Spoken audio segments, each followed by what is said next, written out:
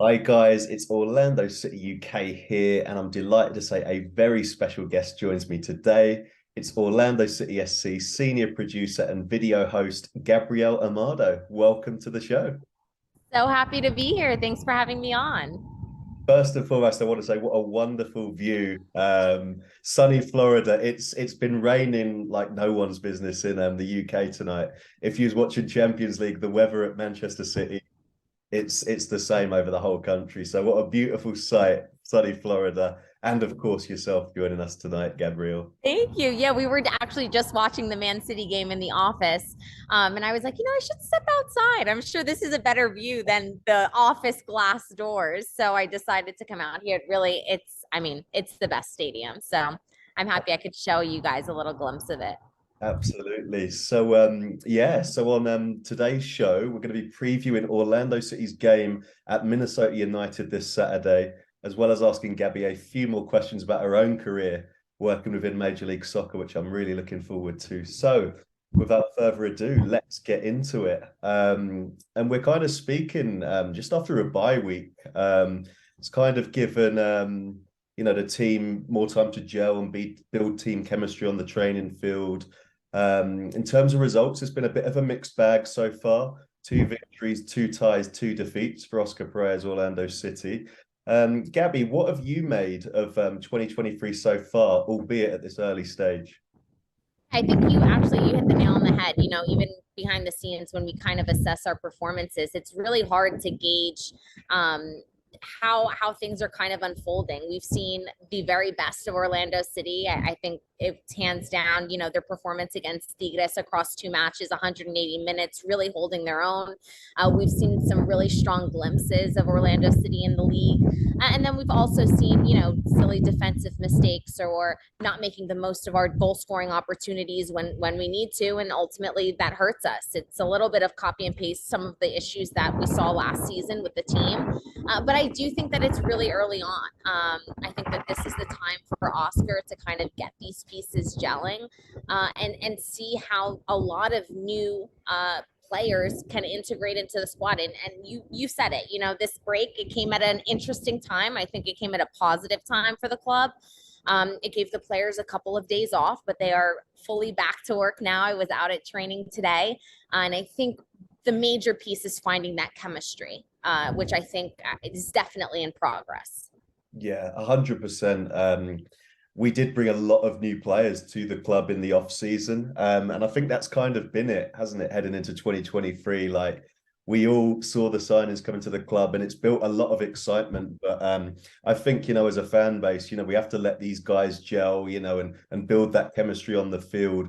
What we did see before the break, though, reassuringly, was new boy Martin Ojeda, the designated player, start to find his feet with two goals in back-to-back league games.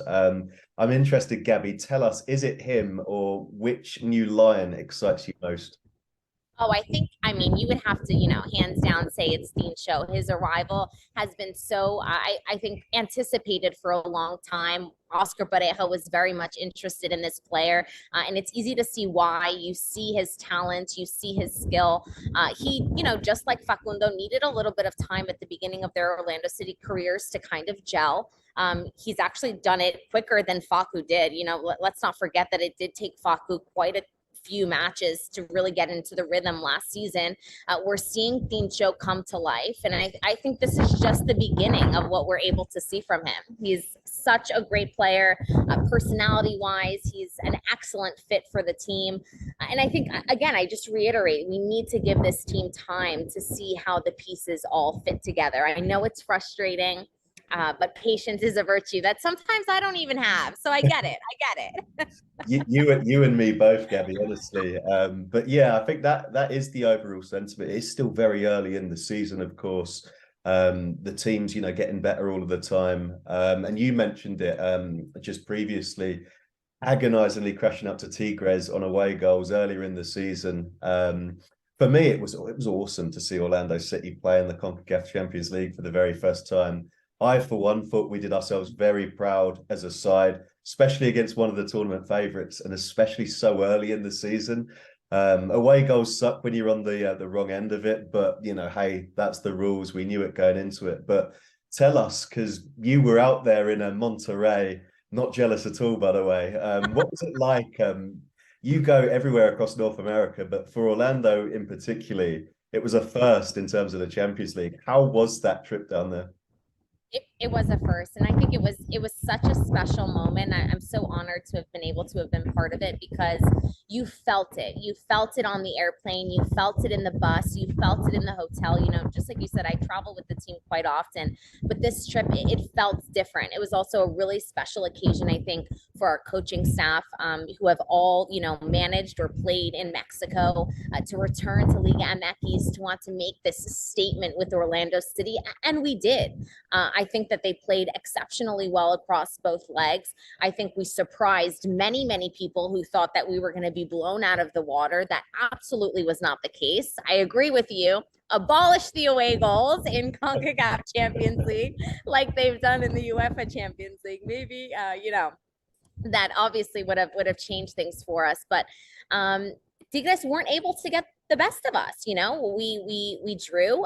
We did not lose, and I think it was a statement performance, and really just the beginning of Orlando City's time in the CONCACAF Champions League. I fully expect to be back next season. I've said to some of the other guys on OC Twitter, the guys and girls, that just give us another 5 minutes in that game after I that know. I goal. said the same thing, the same exact thing. Yeah. All we needed was a couple more minutes, because here at Exploria Stadium, it was palpable. Like, you felt that the goal was going to come. And unfortunately, things played out differently. But We've seen it before, haven't we? Those cardiac catch moments, and I thought we was ready for another one, but I know. I'm sure there'll be a lot more to come this season. That's for sure. Without a doubt. But I think the overall sensation is one of pride. I think they made all of us proud. Again, it wasn't the result that we wanted, but just the beginning. Absolutely. Now, that's been the season so far. Obviously, chatting to Gabi at a very early stage of the season. But the next assignment is a road trip this Saturday, and it's a very interesting one because it pits Minnesota United up against Orlando City SC, which means the Lions are facing their former head coach and club legend, Adrian Heath. I mean, this sport just keeps throwing up the storylines. We've got another one. You're there. Did you say the club are back in training today? How is the camp feeling ahead of this trip? They are back in training. I think the overall sensation was, get back to work, avenge that loss just before the break, or just before the bye week, to Nashville, and get all 3 points. Orlando City, unfortunately, while they've struggled here at Exploria Stadium, this beautiful ground, they have done well, especially under Oscar Pareja away from home. And I think the goal is to continue that, taking on a Minnesota side that we haven't played in quite some time, over 900 days since the last time we took them on. The last match, of course, was with no one in the stands at the MLS's back tournament. It did favor Orlando City quite well. So we're hoping for that same kind of result. But again, this is a team that, if I'm not mistaken, only 4 players currently on the Orlando City roster have faced Minnesota United ever. So this is a new opponent. It's a new challenge, one that I'm expecting the boys to take on head on. Definitely. And it's been a minute, hasn't it? It has. Reminded me there, God, the bubble and the MLS's back tournament. That was obviously the last time we played Minnesota United, and yeah, a long time ago. So it is a clean slate, and kind of we'll have our stats preview going out this week as well. And yeah, we've not played these guys in a long time. We did win the last time though, so that breeds confidence. But like Gabi says, it's a completely different Orlando City. Adrian Heath's still there, of course, and he'll be wanting to do well against his former employers. So it will certainly be an exciting one. But I'm very pleased that the team's had time to get prepared for this match. It seems like forever. You have a bye week in MLS, and it seems like forever, right? And it really does. I mean, it was so strange to see literally every other team in Major League Soccer in action, and us, unfortunately, not. But again, I think that the break did come at a good time. I'm intrigued to see, the guys back in action. All eyes, of course, will be on Show to see if he can continue that really good run of form. Yeah. We'll see how that chemistry continues to build. I thought it was pretty. Honest and transparent of Oscar after the loss against Nashville. Sorry about the wind, by the way, but I'm in a wind tunnel.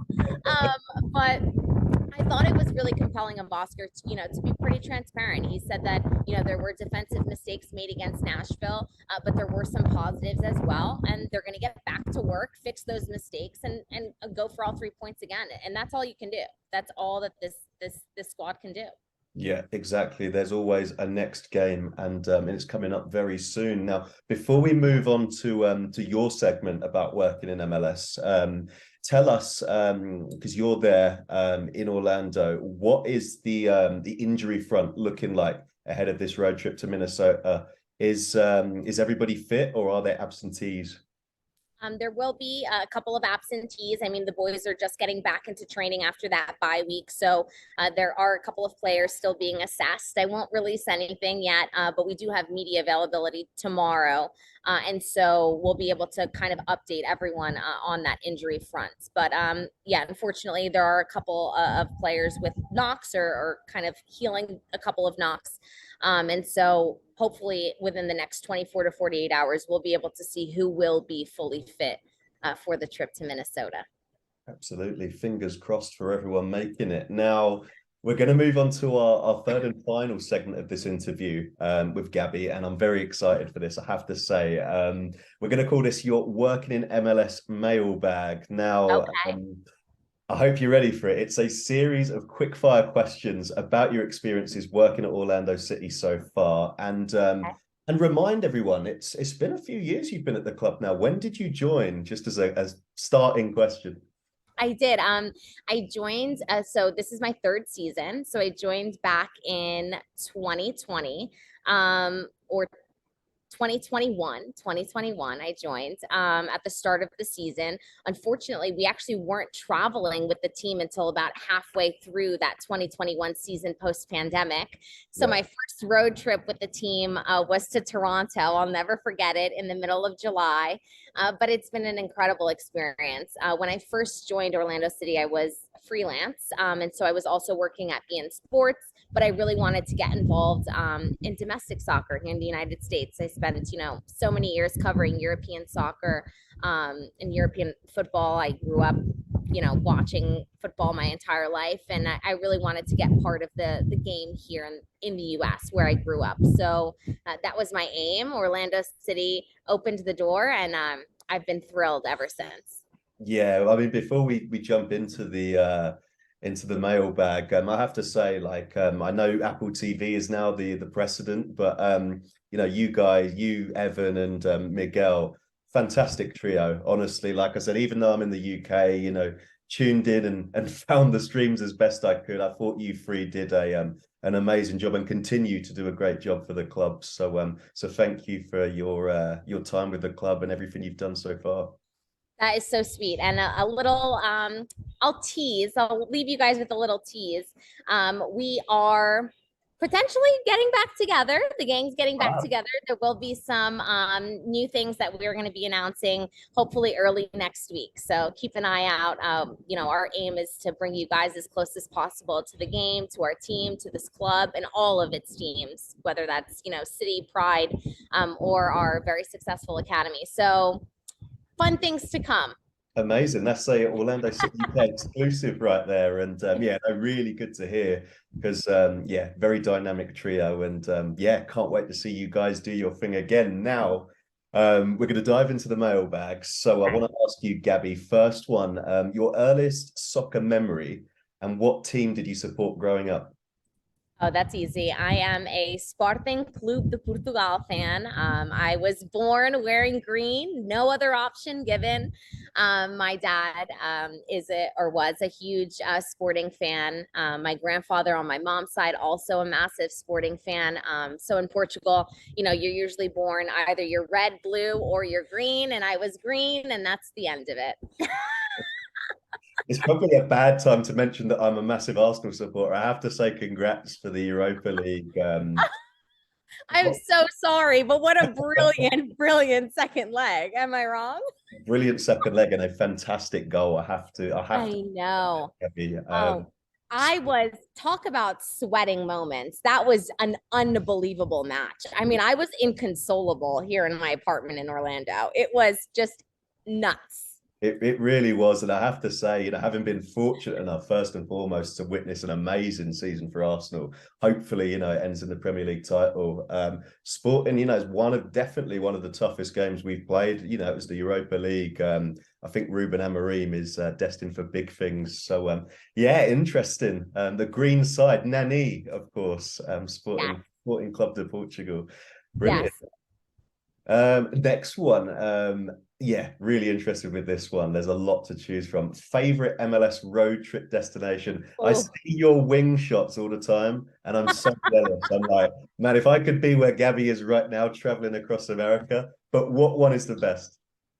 What's funny? You say traveling across America, and actually, my favorite trip is to Montreal. No. Um, I, for whatever reason, absolutely love the city, and it's one of my favorite MLS atmospheres, hands down. Yep. The stadium, it really is. It's constructed. It makes you feel like you're in England at like a championship stadium. It's very small. It gets very loud. It's all open air. It's very simple, and that environment I really really love. So I would say Montreal, and we've gone there a few times. We've won some very big matches there, decision day matches, so some good memories as well. Definitely. I can vouch for that as well, actually. Interestingly, I've been to Stade Saputo myself. Lucky enough, when I lived in Canada, took a road trip up there. It was under James O'Connor at the time, and we got the Oh victory there. wow. Yeah, and random, right? You understand. Yeah, I mean, Yes.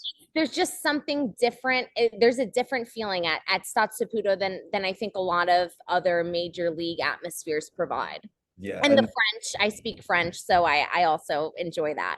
nice, nice. Yeah, it's definitely that European feel. Like it is a wonderful city for any It is. listener who has not been to Montreal yet and is fancying a road trip destination with Orlando. Certainly a good one. You said French there. That actually segues into my next one. How many languages do you speak, Gabrielle?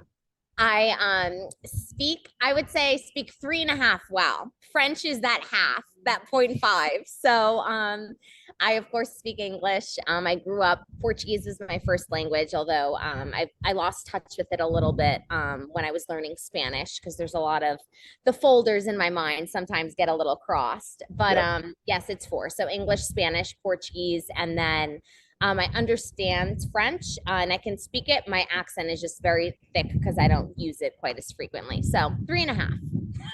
Nice. It's two and a half more than mine.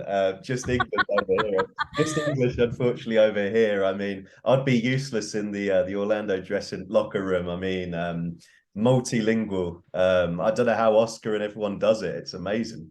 It is amazing. And honestly, that's been one of my favorite parts of the job, is just being able to communicate with so many people.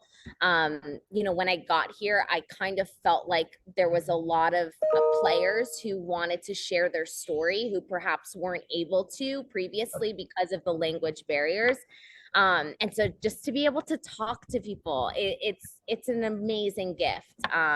And they all know a million languages as well. So it's not even that impressive to them. They're like, yeah, okay, get with the crew.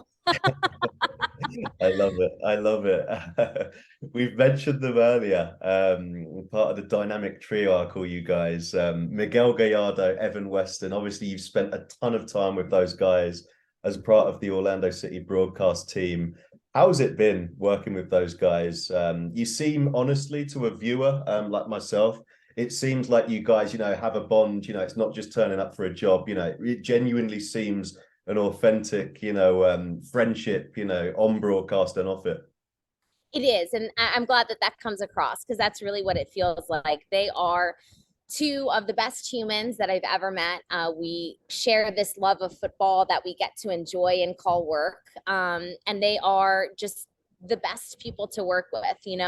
There isn't that sense of competition or wanting to one up one another. We are absolutely a team. It feels like a team almost as if we were out on the pitch. We're always trying to make sure that our number one goal is to bring all of you closer to the team that we get to cover, and that's it, and have fun while doing it. So I hope we accomplish that.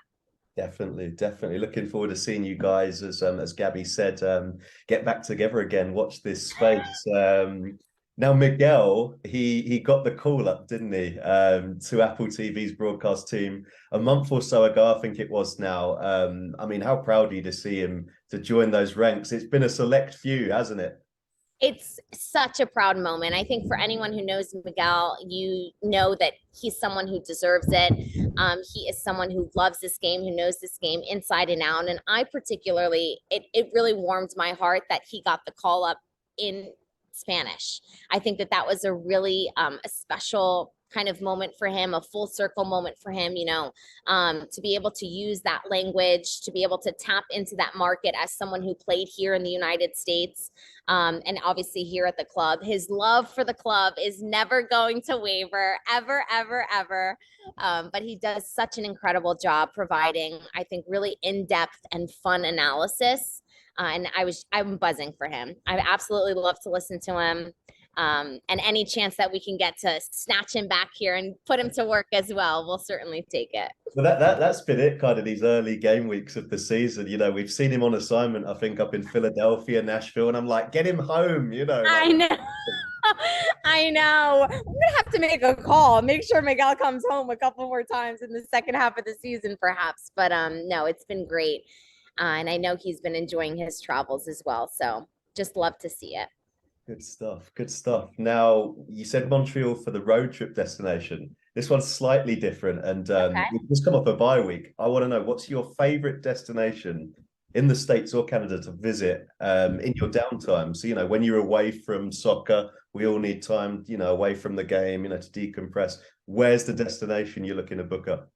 Oh no, I think I may make some enemies with my answer here. I know that it's one of our deepest rivals, and Florida will forever be purple, I promise. But I called Miami home for many years.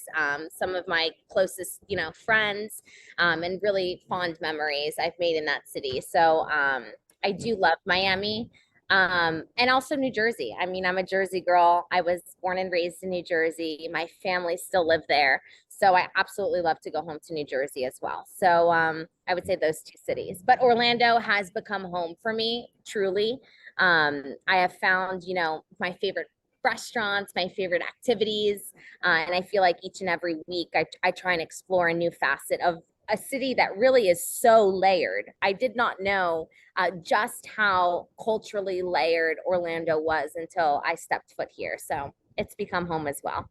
Yeah, you're definitely spoiled for choice. That we can only dream about on a Tuesday evening with the weather we've had. So no, nice. I know. Some good destinations there for sure. Now you've you've been the sideline reporter with the club. You've interviewed a ton of players over the years. I want to know who's been the funniest Orlando City player to interview. The funniest Orlando City player. So instantly, who comes to mind, and we miss him here at the club, is the Bear, Junior Urso. He was an absolute delight always to interview. He just always spoke from the heart. He would do his celebration. He'd really play along. So I loved to interview Junior Urso. But I would say my favorite interview in terms of kind of the content and the depth that I get, it's Antonio Carlos in Portuguese. I feel so honored to be able to translate what he communicates because I find that each and every time that he speaks, like he hits me in my core, like the passion, the emphasis on just the love of the game, the seriousness, the professionalism that he kind of holds himself to and holds the team to, I find to be really, really inspiring. And so I love to interview him. Yeah, that's good to hear. I mean, that passion and enthusiasm certainly translates on the pitch when we've watched Yeah. him over the years. I love the video where he's pointing to the crest and he's like, purple, He purple. loves that video too. Yeah, he's referenced it a couple of times. But honestly, and this is, I know I'm not paid to say this, and I wouldn't say it if it wasn't absolutely true. This group of players that we have, there isn't a single player that I'm like, oh no, anxious about interviewing, or I don't know what I'm going to get. They truly are such great humans. Yeah, Faku always gives you a great sound bite. He's so yeah. young, he's so vibrant. I could honestly give you like a fun fact about each and every one of them. So they're all gems. Yeah, I was fortunate enough to be there at the City Hall when we won Open Cup, and my flight was actually a couple of hours after the trophy presentation. Fortunately, so I managed to see it, and taking my mind back to that day. Mauricio is obviously our captain, Mauricio Pereira, and he's a quiet leader, isn't he? But he was so sheepish with his kind of trophy speech. It made me laugh, but he's that kind of quiet leader, isn't he, in the group? He really is, because when he speaks, everyone listens, and there's a reason that he wears the captain's armband. But he really is not that, you know, big ego, big presence kind of captain. He is a more somber captain, and what we're trying to do here, content wise as well, is bring our viewers more into the dressing room, especially in those pregame speeches. Yeah. And so, when you hear the speeches that he gives, the emphasis, the kind of passion that he brings to the team, it all makes sense as to why he's the captain. So hopefully we'll be able to bring more of those to you guys as the season goes on. Awesome. No, sounds great. Now obviously we're traveling to Minnesota. You'll be traveling with the team, am I correct? I will, yes. Yeah. When do you guys usually fly out of McCoy for the away games? Is it a couple days before game day or is it the night before? So it'll vary depending on the destination, how far it is. But usually it's the day before. So the guys will train here in Orlando in the morning, and then we head out to the destination. We'll stay there that evening, and then the guys play the game on the Saturday, and we jet off immediately after the match. So while traveling is very fun and it's part of perhaps my favorite part of the entire experience I've had here at Orlando City. It is exhausting, and it's a lot of credit, to give credit where credit is due to these players, staff, and the coaching staff. Who really, it's a nonstop grind from February to November. So props to them. Definitely. I mean, being in Europe here, and just the sheer size of North America, as I say, I've lived in Canada before, and have traveled around the States. I think, we're obviously very protective of Major League Soccer over here, and we love the league, and it's something that, the people who don't really get the league, they struggle to comprehend just how Right. far the distances are, that the team travels, and like even like yourself, covering the team on the road. Yeah, it's certainly no mean feat. So whoever wins come the final reckoning, I mean, they deserve it, really, don't they? They really do. And it's something that you really don't see in any other league in the world. The distances that have to be traveled on a week in, a week out basis. Once again, props to the league, props to everyone involved at making this all happen. It's not easy. Definitely, definitely. Now, final few questions. Tell us something. This is a tricky one, actually. Tell us something we wouldn't know about Oscar Perez Orlando City this season. You have the inside track compared to us guys. Is there anything we wouldn't know?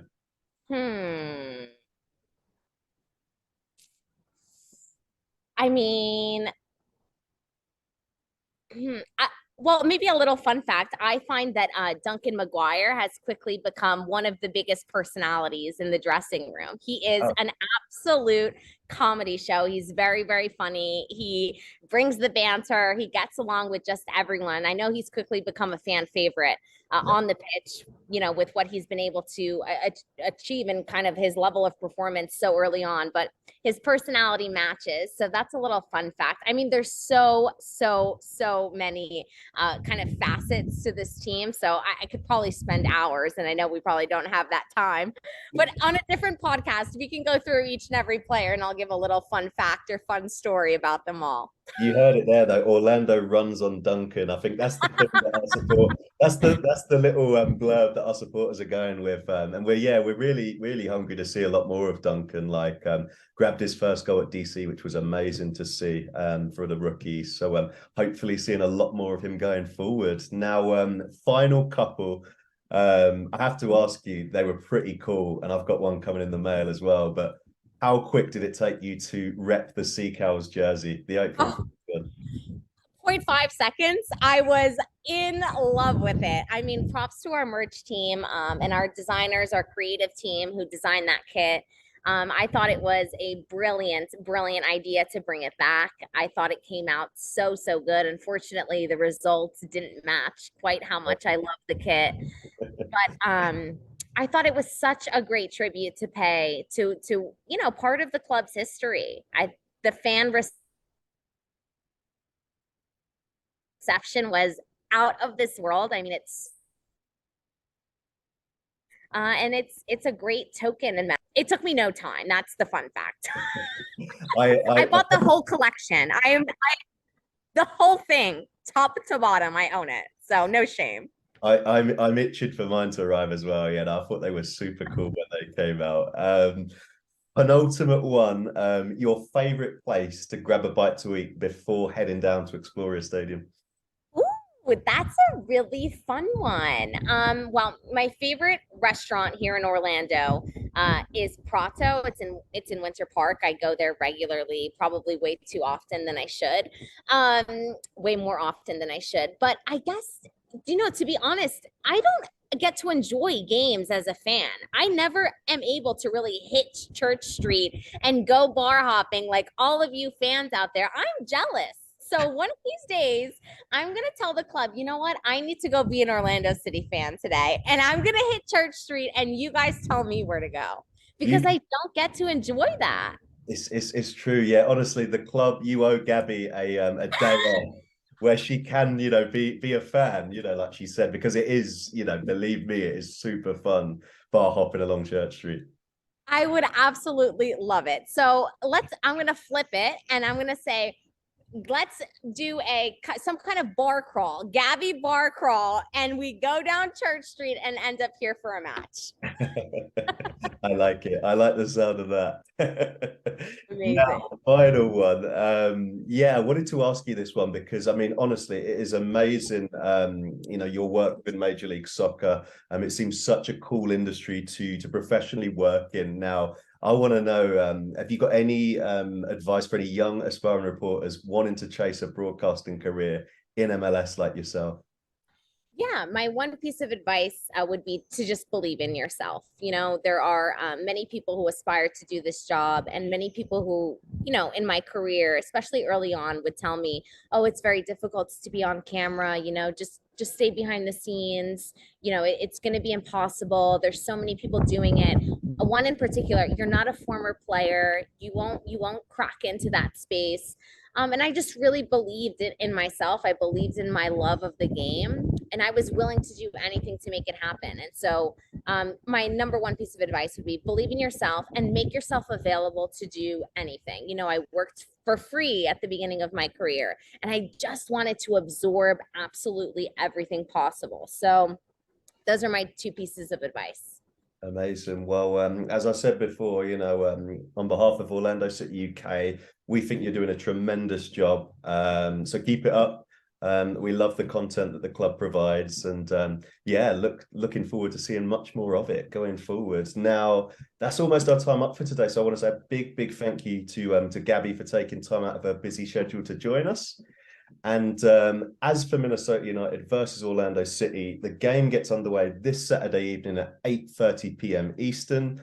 Unfortunately, that means just past 1:30 in the morning for us guys here in the UK, but we'll be staying up late as we always do.